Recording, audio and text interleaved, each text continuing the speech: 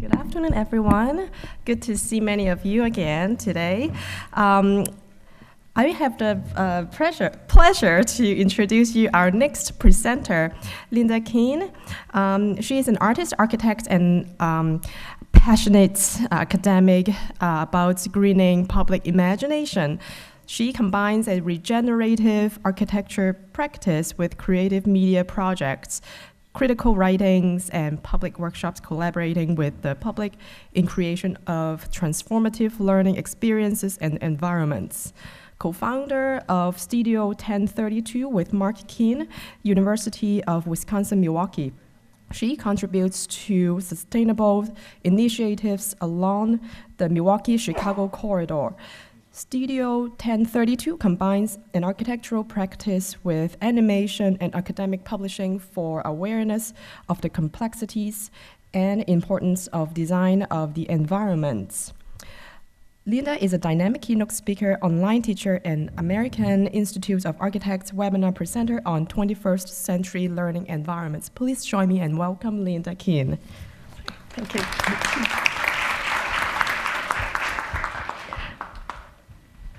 Thank you, Carol, and thank you, Andy. It's a pleasure to be here, and my favorite people to talk to are other teachers. I am really fortunate to be teaching at the Art Institute, which is the School of the Art Institute of Chicago, where I worked really hard for 2 decades to get architecture started with my colleagues there. And you would think that teaching, once you're a teacher, that you don't have to really go back into K-12. But one thing that you should know about me is that 20 years after teaching at the university level, I found myself back in the kindergarten room. One of our children had autism. And so I literally went back to school with her and trained aides to assist her throughout those 12 years. So I got re-educated, second time around. And that re-education was quite different than my first re-education as a child. I was now being educated as an adult. And because of that, I'm going to share with you today a presentation. There we go. I'm going to be talking to you today about STEAM by design. Now, STEAM is a rather old-fashioned or everyday form of energy as we know it. But I want to actually bring this into 21st century perspective and tell you that STEAM by design is actually an essential energy that every teacher needs to be addressing in their classroom. And the STEAM that I'm talking about is actually the generation of the creative capital of the human imagination. And that, in fact, what I found going back to school was that education wasn't necessarily linked with the environment. And I come now from the state of Wisconsin, home to the late Senator Gaylord Nelson, who founded Earth Day. So he was really progressive. He established environmental education standards in 1995 for our state. But in looking over the schools in this country, the number of teachers and schools that are educated in environmental education are very few. And so we're looking at the crisis of education now, and we're seeing that we are losing out the diversity of human imagination because 3 million of the K-12 population drops out. Only 1/3 of our K-12 education completes college. So what about those other 2/3? K through 12, no environmental education? What are we expecting of them? And so David Orr was one of the readings that I asked for you to read, The Designerly Mind, that the ecological crisis that we are now facing is actually rooted in the crisis of K-12 education. Now, the second thing, and I recently found this out, which when I grew up, I thought everyone would find what they loved to do and they would do it, and they would love doing it. And this is a recent poll that shockingly shows you that a lot of elementary kids are really happy going to school, less middle school, and a lot less high school. And then, oh my goodness, adults. Now, you're teachers, so I imagine how many of you are happy with what you do? Well, they would like it to be better, more funding, more support, I know that. But the other thing that we're finding is that people are disconnected and disenfranchised with the places that they are learning in. And so this is a map of our country, and it shocked me to find that almost 50% of our population is bused to school. So they go from home to school to home. I walked to school. Now, I didn't walk 5 miles, but I walked a good 1.5 miles, and that time was really informative to my sense of adventure and my sense of the world. We've deprived that for these children. The other 25% of the other half are driven to school by parents who are concerned about their children's safety walking to and fro. We send them in this nature-deprived playground for their 20 minutes of blowing off steam. I don't even see a weed in this asphalt. Now, countries around the world have retained their playing in the dirt mentality. They're playing outside. I was really surprised to find that Chicago was the center of outdoor classrooms with its school on the rooftop for tuberculosis patients, and that they had spent half of their day outside like they do in Finland now, a country with a lot of snow and brutal winters just like we had. So how many of your schools and school boards and principals have these books and teach with these books? Now you know, very good. What school are you at? Okay, see, well, don't. But anyway, you probably all know these, but I'll be really quickly. The Silent Spring was published after Rachel Carson died of cancer, and it is the book that critiqued and attacked the industrial agricultural system's use of pesticides and fertilizers. And it started the Environmental Protection Agency movement. The middle one is from Wisconsin, Aldo Leopold, and it's a beautiful middle school and high school book. It talks about each month, and it introduces the phenology or the change of plants and animals and insects in different seasons. You can use this in an English class. You can use this in a science class if you're teaching about insects, habitats, and animals.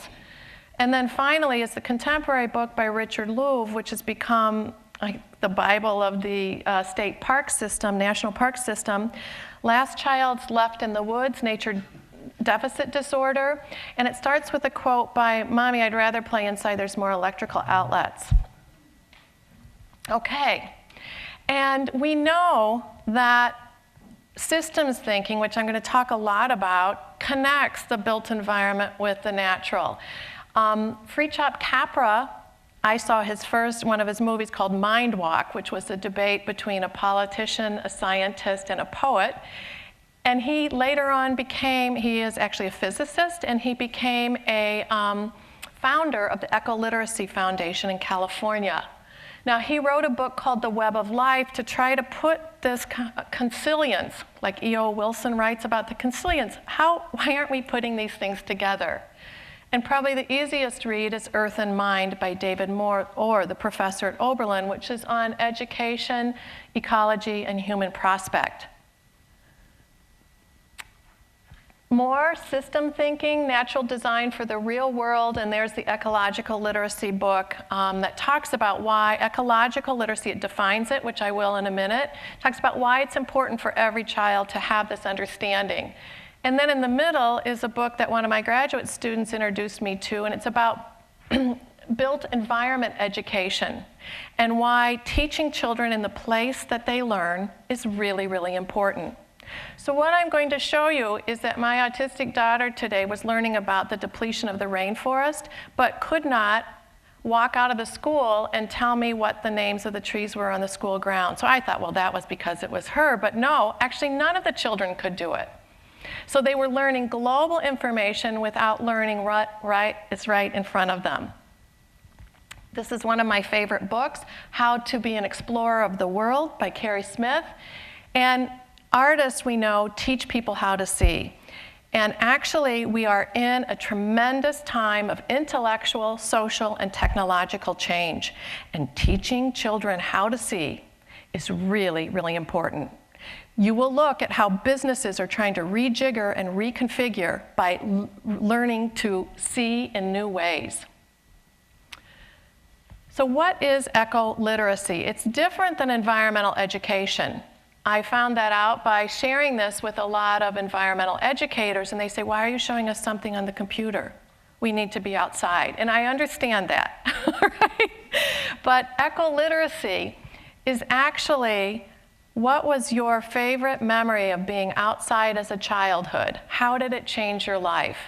When I ask my college students how many hours they spend outside, it's very small. And then I ask them how many hours they read. That's very small. And then when I ask them what they read, it's email. And so we're really looking at what we're doing with education. But it is creating, through activities outdoors, with creating cultural and environmental sense of place, purpose, and stewardship. Now, for most schools, that means the kids get on a bus and go to the river or the prairie or some natural environment. Well, Richard Saul Wurman, the founder of TED, basically wrote a book called The Yellow Pages that said, no, it's about getting outside of the school building. So you look at your school building, you look at your school campus, you look at your school community, and you walk it, and you know it. It's pretty simple. So anyway, you'll be happy to know that nationally, the North American Association for Environmental Education in the country established environmental education standards. And I'm sharing them with you. And you'll see, if any of you teach sciences, that a lot of them are directly speaking to science. If you teach human geography, they're speaking to that. And actually, they're looking at how to look and investigate, which everyone needs to know. They're looking at citizenship skills, and they're looking at that final commitment of why we educate people so that they have a personal and civic responsibility. These are available. You can download them. You can tell your principal that you're teaching to these standards. You can put your school on the environmental education map. This is the poster I mentioned someone about. It's from the National Environmental Education Foundation, of which I'm going to share with you a 2012 Green STEM Innovator. But it's got really great information about what we're hearing, science, technology, engineering, and math, how they are working together to create new energies. And it's basically saying that environmental engineering jobs are going to increase. They're the fastest increasing sector in the job market. And that actually people who are educated in the environment and have that skill and background, that employers are looking for that. So a lot of good interesting facts that I won't spend a lot of time on. The second part of tapping into that energy that's a problem in the United States with our diminished scores, PISA scores internationally, is that we are design denied. Now, what does that mean? There are only 3 states in the United States that have design standards. There they are. Now, Canada and the UK have been teaching design, which we'll get into what that is, but they've been teaching it since 1995. Countries all over the world, like India, Singapore, one of the leading PISA scoring schools, they have design standards. They have design councils. So what is design? Well, if you look at this room, everything in this room has been designed by someone at some point, at some time. Now, this is a relatively new building, so it has the beautiful use of real material wood. So we know that that came from the outside. But many times I'm speaking in these very low-ceilinged hotel convention centers. Everything on us is designed. We came, probably most of us, in a designed environment. We're going to leave in a designed environment. We're going to go home to another designed environment filled with stuff designed by people.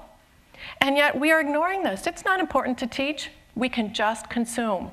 That's a big problem. And you may have read this coffee table book, A Whole New Mind, that every business and the wealth of a nation depends on having an artist and a designer in the room.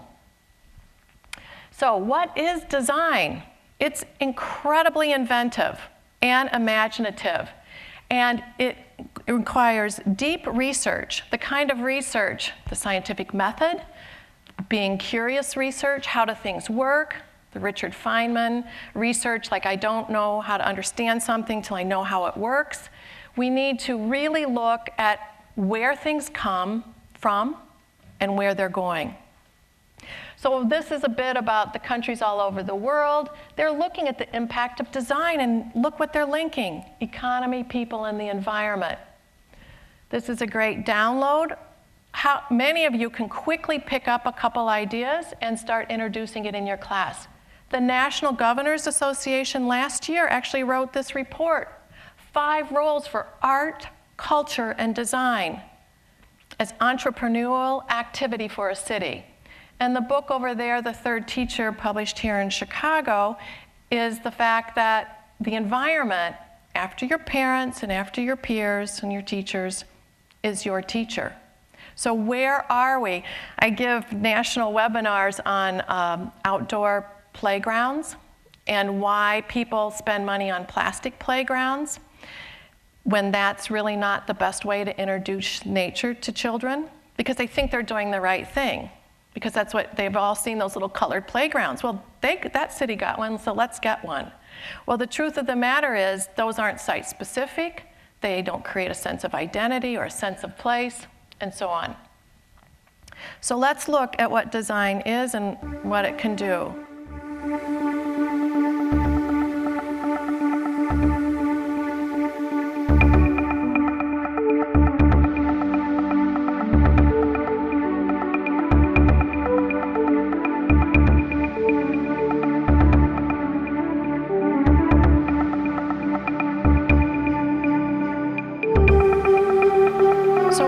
People aren't trained as design educators, even though they make design decisions every day. If we had a little longer time, I'd have everybody pick something quickly in front of them and tell us why they thought it was well designed or why it's poorly designed. You've already made those decisions. But we need to spend time with young people talking about what gives decisions value. What makes one decision better than another decision. So this is the seeing, the thinking, and the understanding. Now, cities and countries all over the world are looking at the energy of creativity. That's the NEA. This is the Bill Gates Foundation. This is UK's Future Lab and Microsoft, why education needs to really develop the inquiring mind, Edutopia. And this is why, because the future is interdisciplinary. And actually, the way we taught in linear subjects, which is necessary for grounding certain foundational skills, is not what we do when we get out and practice. When we get out and practice, we're using reading, writing, research, data collection, information, science, engineering, and so on. So we are in this wonderfully amazing time where we now know that the world is finite. Right? We're using our resources at an untenable rate, but it's our imagination that makes us infinite. And so we have to look at how we bring that in. This is from Buckminster Fuller, who wrote Design Science, and trying to reestablish new relationships. It used to be, how does something work? What does it look like? Now we say, how does it relate? So what's changing and what's not? We know that the weather people couldn't tell us what the weather was before. Now they really can't tell us what the weather is going to be. All right, how many of you have taken this ecological footprint quiz? This will tell you what's changing and what's not. It's a real, I think it might be linked here. If you haven't taken it, usually I have people take it if they have their iPods open. Let's see if it'll open up. Okay, it's a very quick quiz. I won't do it all, but basically what you do is you select your location, so it's place-specific in a way, and I'll make it a little bit bigger. You answer a bunch of questions. I'm just going to get started. And some you can answer generally or in detail, but they ask about food, housing, transportation. Sorry, this is all the fun stuff for the kids. And food, transportation, housing, and at the end it will tell you, so there's the quick answer and there are more finite answers. It will tell you how many planet Earths it will take if everyone lived like you. Well, as an architect, that's very mind-opening, because we realize that what we have determined as progress for us is in fact not progress for our world. It takes a little rethinking. So how many of you know the work of Charles and Ray Ames, Powers of 10? Please, if you don't, get this online. It's free. You can show the video. But I won't take the time now to show it.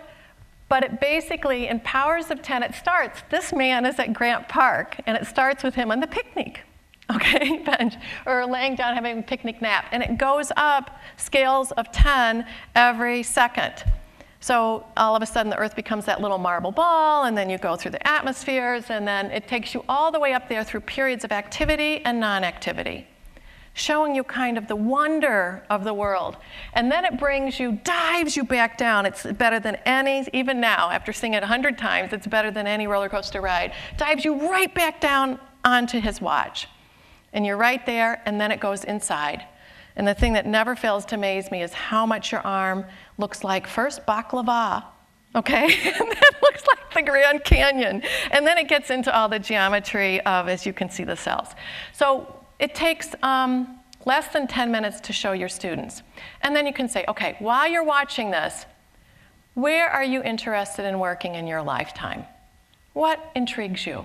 So that's kind of the way up on that axis and way down. And this is the second one you show them. This is Manhattan. And over here is a site that has been developed by a geologist that will take every block in Manhattan. This is how Manhattan looked when Peter Stuyvesant came up the river. That's only been like 400 years ago. And so you can visit that block, in 1640, 1680. It will tell you in 1200 AD, BC, maybe. You can jump around in history. It will tell you what rocks were there, what insects, what animals. And you'll go, but that's New York that we love, right? But that's what it used to be. Okay. So, and you all have heard that, I'm going to start speeding up now, that President Obama has done something great for our country, we hope, asked that all of our schools will have access to connected ed in the next 5 years, that they will be wired, and that they will have teacher training. When I started what I was going to show you, every teacher, the Department of Education reported that every teacher had been introduced to the computer once. And it's really important that teachers know what is available on the web pertinent to what they're teaching, to level the playing field. So that said, I love this little cartoon, the way it was 15 years ago and the way it is now. We have a responsibility as educators to make sure that that's not what we're setting in motion. That the computer is an amazing tool, but it's only one of the many tools that we use. And what we need to do, you'll see next, is to introduce the habits of systems thinker. Big picture, part to whole, diverse approaches over time. And there's several great organizations working, but if you notice in this diagram, you see full body investigation of a lot of different things. So they're outside, they're looking at materials and how forces react and so on. So we have to understand what we're teaching and how it fits into the bigger system. So real quickly, what I'm about to share with you has been created by college students over the last decade from Harvard, MIT, CCA, SAIC, and UWM, because they're part of the third that gets to go to college, and they're the smaller fraction that gets to go into design, some field in design. And basically what they have done is said, I'm learning really cutting edge ways to think, to make, to learn, to investigate. And I am connecting with all the best practices in the world, the policymakers, the governments that are most proactive, and so on. And I'm going to create things to introduce this into K-12. And so that teachers, families, and students, it's kind of an intergenerational learning platform, can actually make use of this sooner, particularly if they're not going to go to college. So it introduces systems thinking with integrated activities across 9 scales: nano, pattern, object, space, architecture, neighborhood, urban, region, and world. And we call it STEAM by Design because it is a website, it's free. That means that you and your students can access it anytime, 24/7. It's constantly growing. And, whoops, okay. think there's a movie.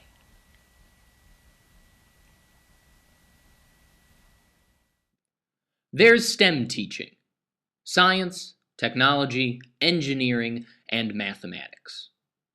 And then there's STEAM teaching that adds art and the environment as necessary to human knowledge and innovation. Next.cc offers place-based transdisciplinary activities to connect the built with the natural world, supporting creativity and our sustainable futures. So what I'm here, and we're about ready to dive now and go quickly, so this was kind of the warm-up, is the fact that human imagination is the most important energy form that we have to educate and change the way that we are doing things. And that we know that companies are trying to rejigger, reconfigure. We still have companies trying to think that bigger is the best. And we have companies trying to think greener is the best. They're all trying, right? Because money is the driver. When in fact, we have to look at quality of life and what that means. So are there any questions or comments before we start picking up the pace? We good? Okay. So if you go home, or if you have your website here, you can look, it's just next.cc. If you do next, it will take you to Exxon. Okay, so we had to do CC, which is care of, copy of, because it's a network of people. More than 100 people have contributed to this, and actually more than 500 when we talk about the gallery. You see the 9 scales, and you see traditional K-12 subjects. It introduces tools that scientists, artists, designers, environmentalists, and engineers use.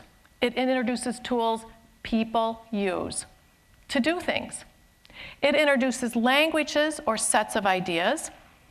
Our oldest, when he finished middle school, we said, well, what did you learn? And he said, oh, Mom, K through 8 is just vocabulary.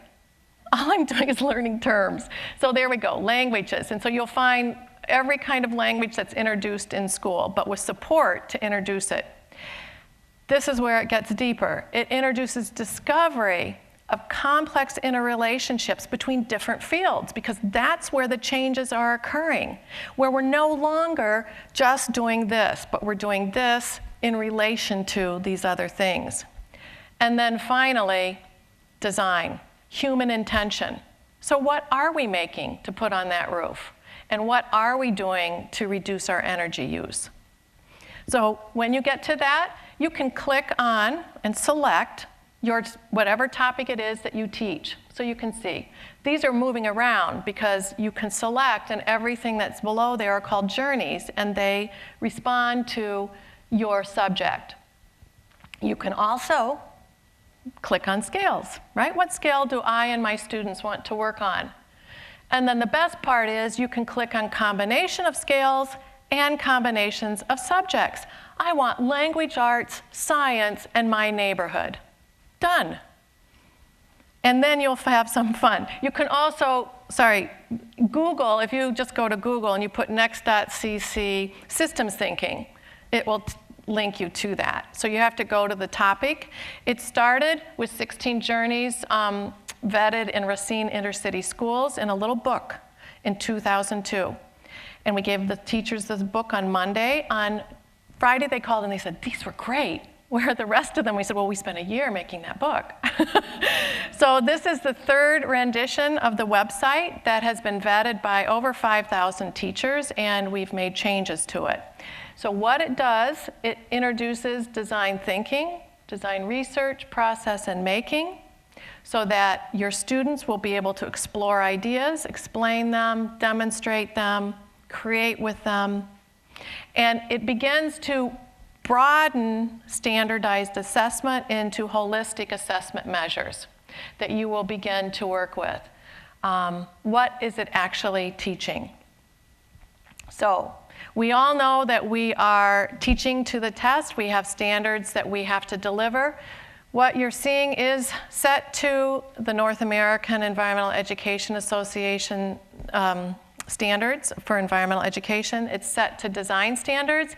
And just this week, it's being set to next generation science standards, K2, 3-5, middle school, and we're working on high school through the summer so that you can grab those.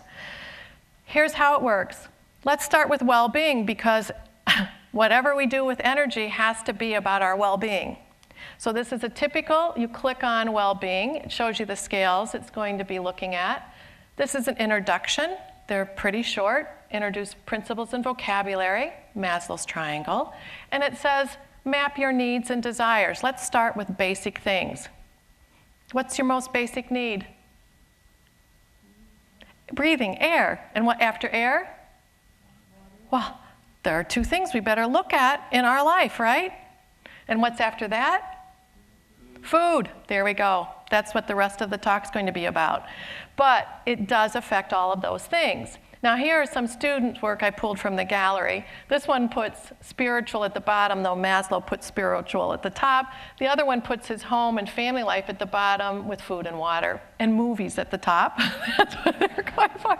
But it's a great way to learn about your students and what they're thinking about and where their values are. And most journeys have 3 to 10 activities. And they take you from the computer, some are on, into the classroom, into the campus, and out into the community. There's always a quick review that you can punch to see if you've got the answers. But the most amazing part is the 7,500 links to the world's best resources. So this is well-being. So let's read an article about what a scientist is saying is well-being. See if you agree. How many of you know the OECD Better Life Index? This is really fun over here. And if I do over here, I can adjust. Well, I want a city that has great life satisfaction, is kind of safe, really big on the environment. These go up and down, and it'll tell you what country and what city you might want to live in. This is from Oxfam. How many of you have the PDF of Oxfam? This is absolutely a wonderful, she calls it in the donut, Kate Bosworth. You can watch her TED Talk with your students. It talks about the world and the social foundation of the world. And notice we see energy, social equality, gender, health, food, water, a lot of the things the OECD mentioned. And then it says, look at the environmental ceiling. The environmental ceiling, and it talks about all the climate issues, fresh water, land use, development, that are facing us, and the things that are outside are things that are already beyond that safety donut. So if we go back, whoops, sorry. So there it is, that's the healthy world that has this definition of progress for everybody, and then it also has this balance or reciprocal accord with the environment. So those are, I'm going to show you many more. This is then what teachers said, well, we did that journey, what should we do next? So this is, you like that journey, these things relate. Scale. We looked at Charles and Ray Eames, powers of 10. Scale is something people can understand, but now we're starting to take their mind and move it. And you look at simple scale. I'm only showing you this quickly because of this one. It's got the 9 scales. We ask every student at every level of class to do a 9-scale research investigation of their home. So I know where they're from, and I know what they value, and I know how they see the world. 9 scales. Where's nano in your house? Where's an object that you love? Where does your house fit in your neighborhood? And where does it fit in your city? And where does it fit in the world? And then let's explore. So this is wonderful. I'm going to skip this one, but, well, I guess I'm not going to skip it. I don't know if you've ever seen this, but it really brings in mathematics. It brings everything we know about the known universe. That was pretty fast, so. It might be taking too long. It's a very deep site.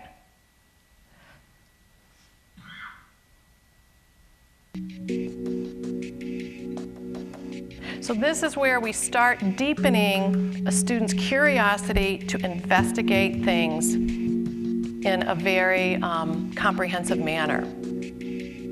Anyway, so what I love is you come down here and you can't see it, it's pretty dark, but eventually we'll see the largest things on Earth. Oh, it starts moving. It's going to go too fast. It starts out in space, but it goes all the way into the DNA. I'm going to let that one go, but please visit it. It's under scale, and we'll go back to this one now, because this one's a little easier. This one, a student made. Okay, so it says, start, click on objects to learn more. So here we are, let's look at a human. I'm going to click on that, and it talks about us. It talks about our size, it talks about how many people there are, and how many years it would take to meet us. If we go in, or if we go into, this is like powers of 10, you can click on any of these. Just find your subject, it's in here, and guess what? It is connected. I like it because this is a kid's mind, and they've been looking at all these different things. Okay, look at where I am, I'm only halfway. Can you imagine how deep this is going to go? I don't want to make you lose your lunch, but we're gonna go out here. You'll have more time in school to do this, but it's just absolutely wonderful. Like you go, oh, wait a minute. It's just a whole new way of seeing things. Okay, we're going to turn that off then, so you know it's there. And go back here. All right, and then a relate again. So another activity that is called the zoom, which is you take anything and you go from large to small or big to little. You jump around like a movie where it starts at the end and then it moves back in the beginning. This is the beginning of the development of the agile mind, right? I don't need to have the same thing in the same worksheet every day. I can think about things in other ways. Okay, so we're back now to the water, food, and energy. And I'm just going to show you a little bit of this. Everyone has a right to security of water, energy. How many of you have seen this? It's excellent. It's but in from a world Stockholm of 7 billion Institute. People, 1.1 billion live without clean That shows the drinking relationship water. between them. 1.3 billion. So just an example of kind of systems thinking and integrated approach. So we've heard water, food, and energy. And let's look at water. On the back of the handout, I think, is a kind of compilation of all the water journeys we have. But in school, usually they map the water cycle, and that's about as far as they go. They might, in some schools, talk about how much water does it take. So, sir, in your white shirt, how many gallons of water are you wearing in that shirt? Oh, you in your jeans, how many gallons of water are you wearing in your jeans? And how many do we drink? So it's a really great game to play with your students, and you can look it up. Jeans are pretty high up there. And as you know, one of the biggest things in our country is flushing the toilet. It's an incredible thing. Most of us are a human being about 8 times a day. And if you don't use the low flush, which is 1.5 or lower gallons, it's close to 7 gallons. 7 times 8 is 56 times 4 families. 4 people in a family, do the math, versus 7 times 1.5 times 4, it's pretty shocking. Or how many of you took a shower this morning or last night? I don't know. And how many of you have water at home being heated right now, waiting for you to take that shower, but we're here. But it's still hot. It's ready for you. Where the rest of the world is using on-demand hot water heaters. So we have to rethink our domestic life. Where does the water come? Yes, I have. We can look at the International Decade for Water, Water for Life, and what they are doing. We can look at the graphic look at how much water there is in the world. Fresh water, it's another way of measurement. We can go through a slideshow about the importance of water. We can look at how much we consume a day. I'm sure you've heard the story of bottled water by Annie Leonard. We also can look at Jean-Claude and Christo's Colorado River project, which is quite beautiful about the fragility of the water there that's being taken to the West Coast. You can look at the water art by Ned Kahn celebrating the beauty of water, or the urban water parks of Dreisaitl. You can look at a building by Diller and Scofidio made out of fog. How many of you have seen the life straw? Look at the girl drinking the the muddy water. It purifies it. So we're really looking at innovation, the hippo roller, that women, instead of carrying the water, leaving, can carry about 15 times more water, so they can go in groups and be safer. And that's only the beginning. It goes on from there so that our understanding about something that's critical for our future now becomes part of who we are. So food. From school to farm to school, the food web, food triangle. These are sites on Next that you can see what people are eating in different countries around the world daily. What is their daily intake? That's pretty eye-opening. You can look at Mary Gallagher here in Chicago, who did the research on food deserts. She was the first one who started that. Detroit was one of her big cities. Their grocery stores basically sells, what they count as grocery stores basically sell alcohol, chips. But in terms of like really substantial food, if you look at Chicago at the land use map, there is more property given to cemeteries or people who are no longer with us than to food production for people who live here. The food production area of locally produced food that is being given to you in your grocery store looks like a pimple on a teenager's face. The first pimple, not acne, the first pimple. So it really puts those things in perspective. So we know that this country alone produces at least 3 times as much food as it needs. And it throws away a lot of that food. So we're going to look at this real quickly. This is actually from Hellmann's Mayonnaise, which always makes me laugh, but it's a good short little film about why eating local is important. So I first became interested in this when we started to take carbon footprints of kind of our impact, and I read that Londoners' carbon footprint, 46% is food transport. And well, I thought, well, they're on an island, you know?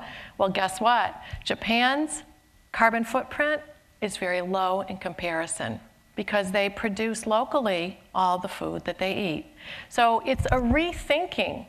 Back to the Earth Day footprint quiz, I can't get below 3 planet Earths because I do fly in planes and I do eat almost a banana a day. And bananas don't grow in Chicago or Milwaukee. And so it's a rethinking of where we are. Next is also linked to new apps that are coming up. This one is where can you eat locally? Like if you don't already know where the restaurants are or the grocery stores that are selling local food. This, we're also linking to systems thinking apps that you can go in and then kind of impact, if we did this, what would happen if we did that? And it does a data flow and it rejiggers the outcomes. So you're not just learning an answer, but you're learning a way to think about something, make some decisions, and test it. And then, of course, there's the relate. So we look at food culture and how it's really different all over the world. We look at growing food and how you can grow food year-round. We look at vegetable gardens. Here's an example of a school that did the raised beds right on grass, rented it to the community for the cost of water, basically, and they are growing food. Where your farmers market are as a form of energy. Now, this session for these 3 days is all about energy, but I'm hoping that you're beginning to see that energy is actually related to these other topics. So we started with energy by the fact that you can make an energy timeline. And that, I think, really starts showing, like the Manhattan map and the way it looked with Peter Stuyvesant, that actually our use of energy now is much more plentiful than it used to be. And that maybe sitting inside watching TV at 72 degrees or 68 degrees when it's 73 degrees outside is not really necessary. Okay? So we have to begin to think. If you go to, the EU is really cutting down on this. I love staying in their hotels that none of it's air conditioned except the lobby. and you put your smart card in, and boom, your air conditioning turns on. When you leave and turn off the lights, your air conditioning's turned off. It's pretty simple. These are not hard to do, but what it means is that someone who's thinking is putting that thinking ahead of someone who's selling a product, that this is the way we used to do it. So it really does take a change. I'm not going to show very many movies. This one doesn't, but this one's really great to show, now that you know your students from their homes, to show them. So it's starting, it's coming into corporate culture, it's coming into public imagination. We just need to bring it right down front and center. So there are a lot of great sites that you can use as a science teacher, as a chemistry teacher, as a physics teacher. One of the things we need to get our kids doing is studying green buildings. We know now this building is a green building, it has a green roof, but we need for them to be able to be visually literate to say, that's a green building, and that's not, and this is why. Historic preservationists say the best green building is the old building, and there is a great deal of truth in that, if it was built before World War II. And you can actually look just at natural daylight and fresh ventilation. Now, I'm in a lot of new buildings that still, in our country, do not have operable windows because it offsets the closed environment system. I want you to know that the EU, based on the Hanover principles that Daley had imported here to Chicago, will not build an office building without operable windows. So we need to look globally to learn about what is really progressive. So there's this architect, Edward Mazra in Arizona, who's doing the 2030 Challenge, who is really working with mayors and governors all over our country to reduce the carbon footprint of buildings, because next to food transport in many cities, buildings use the most energy. And what's really great now, they've just come out with this free program called the Palette, 2030 Palette, where it is unbelievably connecting best case studies from all over the world. And so I didn't copy all of them, but you can look at regional strategies for green growth. You can look at city, district, sites. So that's kind of a scalar thing. You can keep going and looking at wetlands, at buildings, at streets, and they have great information, and then they have detailed information about it. So these kind of sources now are out there and are wonderful for kids to see, and hopeful for kids to see that this could actually be the future. There's a whole series of exercises with solar energy, of course, wind power. You can actually study a wind generation. You can see how it works, and you can actually test one with different sizes of fins and different speeds of the engine. A lot of things you can do online. But the main point is that our schools, not only is our educational system in great need of refreshing, but our school buildings themselves, by and large, are very, very tired. And so we are actually asking the teachers and their students to be a force, to green their school. So here is something that was done at a 1920s high school in Wisconsin. Through fundraising, they established the first water filtering athletic field in the state. So all the water that goes there is clean before it goes into the river and into Lake Michigan. They now rent it out to universities all over the city, and it's making its money. We looked at solar panels for energy. We got a grant with We Energies to put solar panels. Solar thermal is now heating the pool year-round. Bioswales, we haven't gotten the trees and the grass, but we did get the rain gardens that then are filtering. And so your students can learn all about doing this, and they can come up with ideas. They can change their classroom.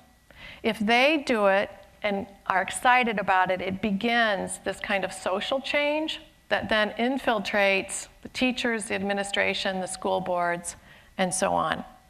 And of course, outdoor classrooms. Every school in America should have a place to read outside, to be outside besides an asphalt playground. So this is systems thinking, and it's really an important energy source for our future. These are the kind of system thinking projects our students do, where they're drawing, researching, building, modeling, learning theory. Biomimicry is amazing. This is the best site. How does nature fly? How does nature glue? How does nature tile? This just opened up this spring. And it gives you examples and then tells how we might apply it. It's a wonderful resource. So these are the schools we've touched so far in Chicago, where the teachers actually learn about green building practices and what a green city is, where they actually use the computer as a resource, but also with hands-on and field trips. Here are teachers designing a green roof using Google SketchUp or Google Scribble Maps, where they just pull up their school and learn where to place things. And here are students representing the half of the population in this country that don't have access to art 2 or 3 times a week. They are designing Earth Day pavilions. Here they are designing their green schoolyard on paper, but they also do it. This girl never had used a computer. She learned Google Scribble Maps. This was a 2-hour workshop, and she's teaching it to this boy, and now she's teaching it to her teacher. And that's what we need in this country. We need that kind of fluidity and ability to share that energy. Taking the environment and design projects across a curriculum looks something like this. Some of them are small projects, some are large. They start small, skill-based projects that you're used to in the beginning so that people can actually research. They could draw, write about something, photograph it, use Photoshop or Edmodo or Prezi to present it. Then they begin to do things on their school ground, in their school community, and personally motivated and individual. So that they're beginning to develop their voice and what they're thinking. Here it is in high school, and some of the things that they're looking at is population growth, globalization versus localization, transportation, infrastructure, ecology, preservation, community. These are things that they are coming up with saying, I'm interested in this. So our energy that we're trying to gather is that 21st century learning of every person who goes to school in our country. So that's it. We are really excited to be collaborating with schools all over the world now who are interested in looking at this share and exchange of ideas. So I'll just finish with this, and then we'll have time for question and answers. This is the review. We live in a finite world. Imagination makes us infinite. Next greens the imagination. Next connects 9 scales of design: nano, pattern, object, space, architecture, neighborhood, urban, regional, and global, to help us engage in the natural and the built world. Imagining new relationships, improving our futures. Next introduces us to tools that are used by artists, architects, scientists, designers, and environmentalists. Next introduces languages as sets of ideas. Next offers discovery of systems that are interconnected. Next offers design opportunities. What design is, what design does, why design is important. Design mediates our experience with objects, environments, nature, and each other. We know rainforests are being depleted, but cannot name the trees in our own yard. We know we need food, but don't know where our food comes from. We know our carbon footprint, but often aren't sure how we can make a change. We cherish diversity, but haven't taken the opportunity to travel to different cultures, living in different regions of the world. Next is an echo web of over 200 journeys, 1,000 transdisciplinary activities, 5,000 virtual field trips, interactive museum visits networked together with contemporary art, science, and design practices that encourage us all to further engage the world. Interact with the world. Change the world. It starts with us. Learn differently, because learning is lifelong. Learn by doing, because there is inspiration in every day of our life. Live differently, because we can improve. Green our imagination. Next. So energy that we're looking at is in our schools and in our young people, and that we need to share the ideas that we're thinking about and have them become the investigators and the stewards. So any questions? Do you need resources in terms of spreading the word around? Because, Yes. as you know, budgetary cuts are an issue. Right, that's why we are insisting and trying to keep this free. We only pay students for the web creation and to keep the links up to date. They do the initial research on the curriculum, and then we vet it with principals and math, science, whatever the topic is, teachers. But yes, usership is the most important thing, and if you know great resources that we don't have linked, please email them to us, or if there's a topic on there that isn't done yet, you'll see when you go to the website that there are some named journeys that are not yet started. And so we constantly get someone who says, I want toy design, or I want video game design, and we're trying to do that. It takes a while to get the links to find really good practices that are doing these type of careers. And we think that that's really important, that students see that if they're in remote classrooms, that they see the possibilities for themselves and their interests. So yes, please share this. That's why you get the handout on a PDF or something, but it's also the paper handout too. I actually have one question. First of all, thanks for this presentation. It's obvious that next.cc is an amazing gateway to a number of tremendous resources, but also gives a structure in which to engage those resources. And one of the things that I especially appreciated is how you're offering tools for students not merely to think about or understand problems related to water, food, energy, among others, but also tools and concepts with which to act upon those problems and issues. And you gave us one example, that of the athletic field in Wisconsin that was designed for filtration purposes to ensure it was clean water going into the watershed that surrounds the school location. But could you describe other examples of student-led initiatives stemming from this kind of investigation that have been taken up in schools or more broadly? Right. One of the things in the green school design, there is a teacher survey. Survey your teachers at your school and ask them how they're teaching. You could change it to energy. How are you teaching global energy right now, or changes in global energy? How are you teaching the environment? And you get this tally, which is really interesting because it makes them conscious that they've been teaching a certain thing, and then it opens up this discussion. That's one example. The second one is that students create proposals for their city, like what to do with a historic facade. Like, here are 4 proposals to get a discussion started. It doesn't mean that they see a project through, but they bring that project or that issue into a visible realm.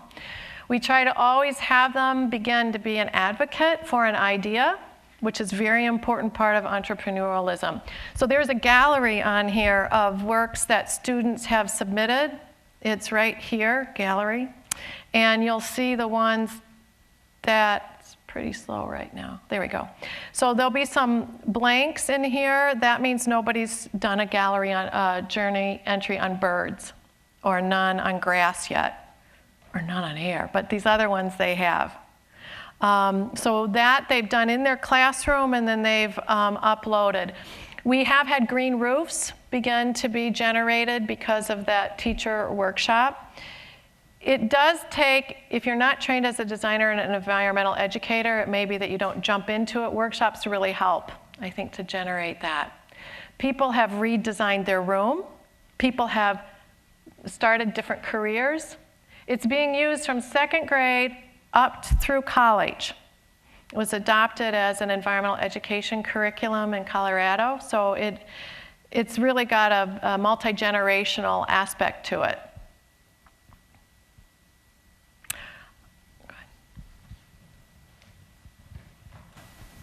Could you talk a little bit about the importance of the skills that they need to develop with using their hands and to build? Because it can't just be obviously thinkers, and I know that your site, I'm familiar with it, has activities that they can be used in the classroom.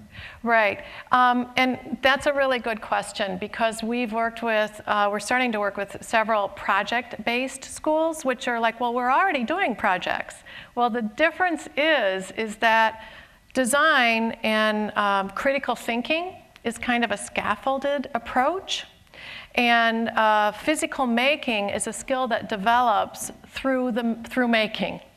And so there are model making journeys and digital, there's a modeling, there's a sculpture journey. We're just getting into material sciences and research journeys. Oops, I'm out of the journeys. And digital modeling.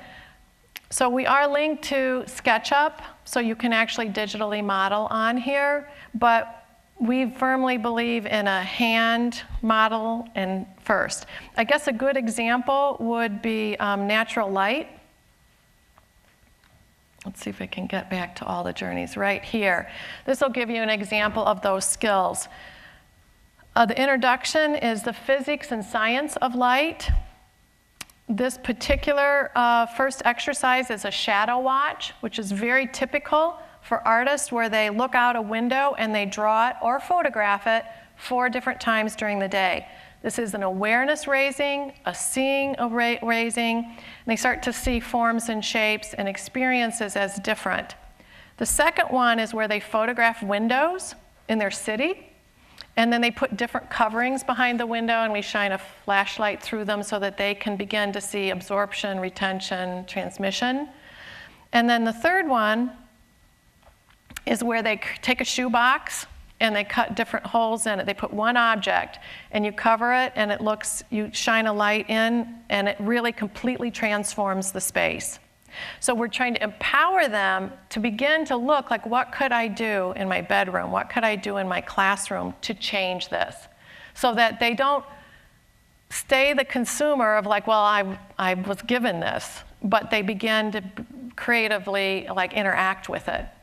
So that's an example there.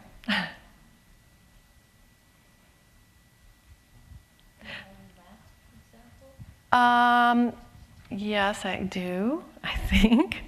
Let me get my little thing here. We're just starting to do numbers. We have a pretty strong alphabet to language to writing. The math, we're just starting with numbers, and then we have metrics. But I want to get down to one that doesn't even have the graphics in yet. It's money. See, there's numbers, so it's under construction. Information, this must be money. Money. Okay. So money, right? Everybody has to have this. So we don't even have the graphics done. But what we're asking people to do is to find the oldest money. So there, again, we always have some history involved. And then also look at, there's money county game, and there's a beautiful quarter game. That was the quarters from the States when they handed those out. So if they missed that, they can look at that. Do a penny drive, so now they're being socially active. How are coins made today? There's a great virtual tour of the United States Mint. If you can't ever get there, it's right here. How they make, and then the words about it. Bills. Really looking at the history of bills. There's a new TED Ed on, how can this bill have value in it? It's a great little video we just added. And then looking at the dollar bill, at what all the symbols are and what they mean. And then talking about the euro, what that did for the European countries. And then making a chart of all the world currency. which is really good, what the names are, what it looks like, and what the value against the dollar. Dirty money, right? Like how long does money last and how many germs are on it? And then plastic money, the whole Bitcoin thing currently. So we just have to get the graphics on there, but there's a lot of great sites. There's the value of the dollar bill, TED Ed. So that's counting. Metrics is probably, and measure. Those are the two that we have so far. We haven't gone into algebraic equations yet, but we plan to get there because of linking to Khan Academy and TED Ed are such great resources. And again, the point is to link them topically so that you don't have time, teachers don't have time to do this research, really, all of them. You have your interest, but that you could actually Google and find a set of resources that were kid safe and friendly. Early in your presentation, you talked about design standards and how there were only 3 states in the U.S. that have any type of design standards. In your organization, are there any initiatives to work with school districts? I hear a lot of teacher-led or student-led activities, but do you have any efforts that focus on the school districts themselves?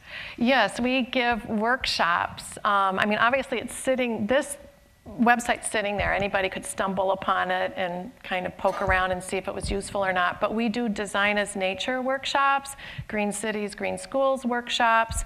And usually we have done as long as 3-day workshops. There's some good videos on the site embedded under workshops that at a project-based learning school that's already doing projects, then what can a resource like this do to support the work they're doing? So if you go on the left-hand nav over here, there's a lot of little videos linked. Because most teachers, if they are ready to start thinking this way, are very excited about it, and they can come up with lots of different projects. There's a whole series of why design is important for the brain and the standards in here, and then everything it does. So you can read through and way to make it. You can see these are little videos in there. And then the different types of workshops. Because we feel that supporting teachers in this new way is really, really key to helping them see that they could introduce these types of projects. Not to take away from what they're teaching, but to expand it. I heard you say earlier that you've used this with diverse learners. What type of success results have you had with this software? What happens is some people are more comfortable navigating online than they are socially interacting. You know, Howard Gardner's interpersonal. And part of teaching is making sure that our students are each working up to a potential that they haven't imagined before. And so you have to begin to see what's piquing a person's interest. And granted, there'll be a person who loves to make models. There will be a person who's all thumbs about making models, a person who likes to draw, and a person who really is great at writing. And so in project-based learning, you can nurture all of those towards a singular outcome or a singular, the standards that you have to teach. So everyone doesn't have to do the same boilerplate. You can also have them work in teams, which is really, obviously we know it's difficult sometimes, but it's really good practice for understanding that I really see that you're good at writing and you're really good at drawing. And well, let's work together, and it kind of raises that value of what each individual can contribute. And the discussions are really great, too. What it does is it normalizes the playing field. So it's not just the A students who are smart, right? It's called democratizing the table or the desk. And everybody's idea is valid. Let's put the ideas on the table, and let's talk about them. And that's really the way we navigate life. I don't leave here and get an A on a test or an F. I have to negotiate and navigate and mediate, and it's really great practice. And it's not about your personality or your hair, it's about this thing that we're working on here. And it's really great because it takes away all that kind of middle school angst and high school angst once they get excited. Hi, so have you approached CPS about this, and what has their reaction been? with their I've assessment-driven been curriculum? to their educational committee and introduced it first to math, but they've changed their math head. Mario Rosero knows about it. He's head of the art now. I haven't been to see Ram about it, so I've just been working with different teachers and putting it out there.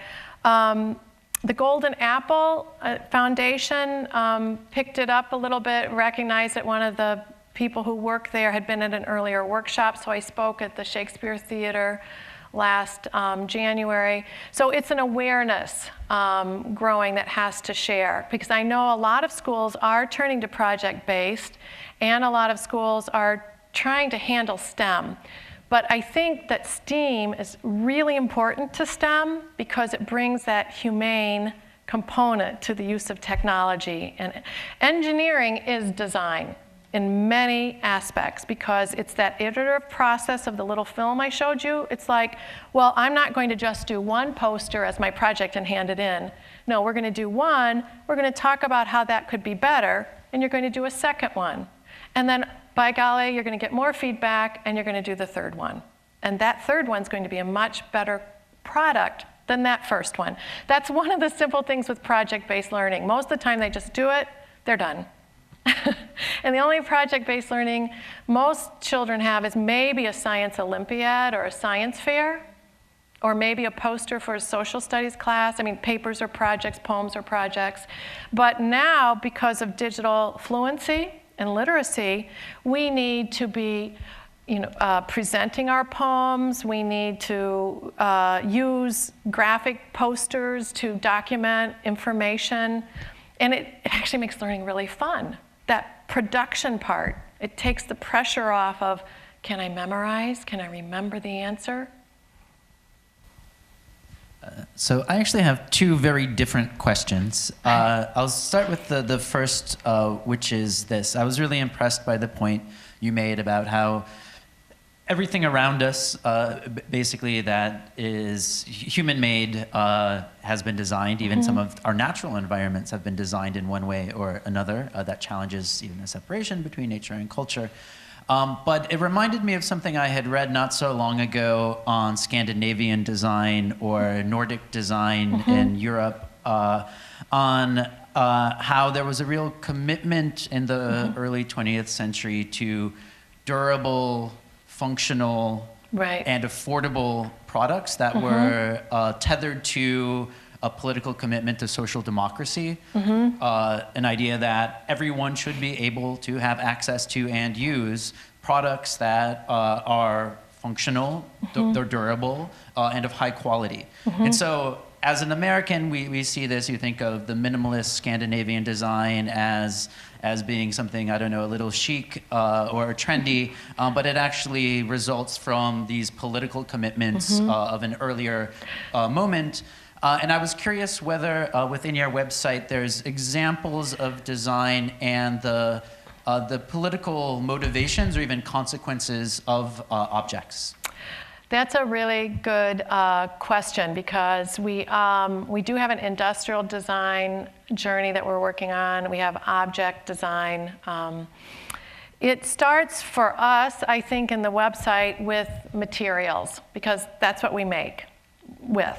And material science now teaches us that extraction of the material, the energy in the extraction, preparation, transportation, mechanical operation, and making the life cycle of all of that has to be taken into consideration of the design.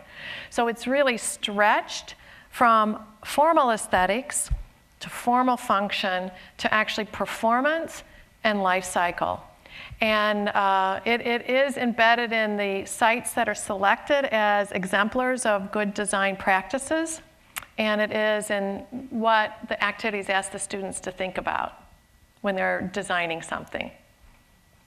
And then the second question I have, which is very different, is I wanted to ask in what kind of classrooms the website has been used, at least that you know of. You said it's been tested in many schools and many classrooms since it's initial formulations. But because it's so multidisciplinary and so interdisciplinary, something that I personally value, I'm just curious how it's been used in science classrooms, in art classrooms, even in literature or language art classrooms, for example. Right. In the language arts, there's a great series, and we're trying to find a way to toggle these more clearly, like instead of just the relate, that's something we're hearing. But there's a great study of words, or alphabet, symbols, words, writing, graphic, font choice, graphic design, storytelling, and sentence writing, and then finally graphic novels. So it kind of like weaves in through, it gives you all these options. And students are creating posters, they're doing those wordles, the character description, place description. They're doing mind mapping, warm-up exercises before writing. So that's kind of language arts. In science, I see a lot of them going into study of the soil and growth of urban ag plots on school gardens or school campuses. I also see them taking air quality. And now we have a whole series of sound. We're starting to get them to sound quality in the classrooms. It's something that, it's like water. It's kind of like, well, no one's thinking about that yet. So again, it's that, we call it toggling, where you start one journey and then you mature it through these other things. But it has been used in a 3rd grade class in Wisconsin where they studied water. And the whole school made water their theme. And there are 18 pretty deep journeys in water, and so they put them in the science classroom, they put them in the language arts, social studies, and art classes. So that's a school working together on a theme, which is usually very successful, to introduce international, global energy issues. Question?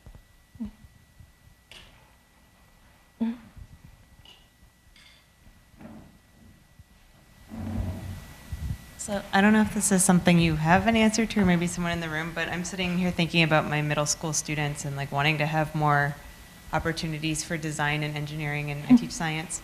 And I'm thinking about something my colleagues and I feel like we keep bumping up against, which is like our students want to be right before they'll say anything, right. Or like they want to have the answer before they'll try. Yes. And so have you done any thinking or planning around like sort of those different mindsets or different social skills that are kind of the backbone of being able to do this? Granted, it's particularly focused in middle school where they're becoming really conscious of themselves, but also like freshmen in college are the same way.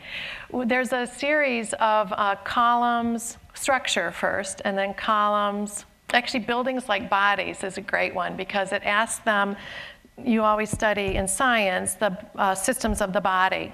Well, now you make posters that compare them to the systems of a building. So we're trying to get them to relate to buildings as living objects. If they're going to take care of their health, they need to take care of the structure and the electrical. And so that's a good, again, normalizing of the playing field.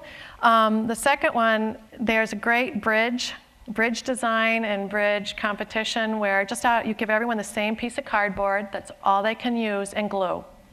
And they have to make a bridge. They don't have to know much about making bridges, but you tell them it has to span from this chair to this chair, and it's due next week.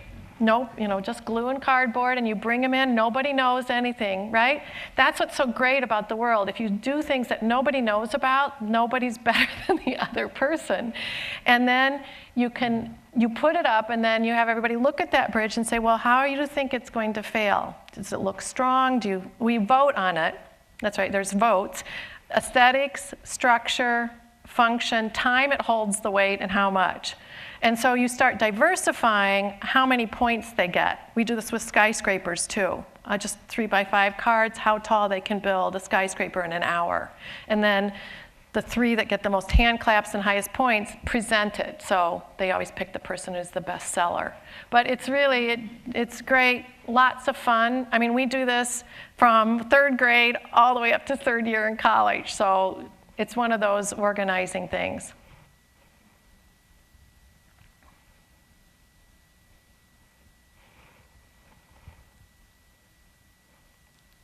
Any last question? Could you talk a little bit about the importance of the visual arts in all that you do? Because we see that they seem to be diminishing in the schools to some extent with the expansion of the other arts. And it seems that it should be in addition to rather than at the cost of the visual. Right. Actually, beauty in the built environment is not a luxury. It's a necessity. And I think that raising the value of art and design in this country is very integral to its future. If you go to other countries, they actually have a design section. Now, we have an art section, we don't have a design section.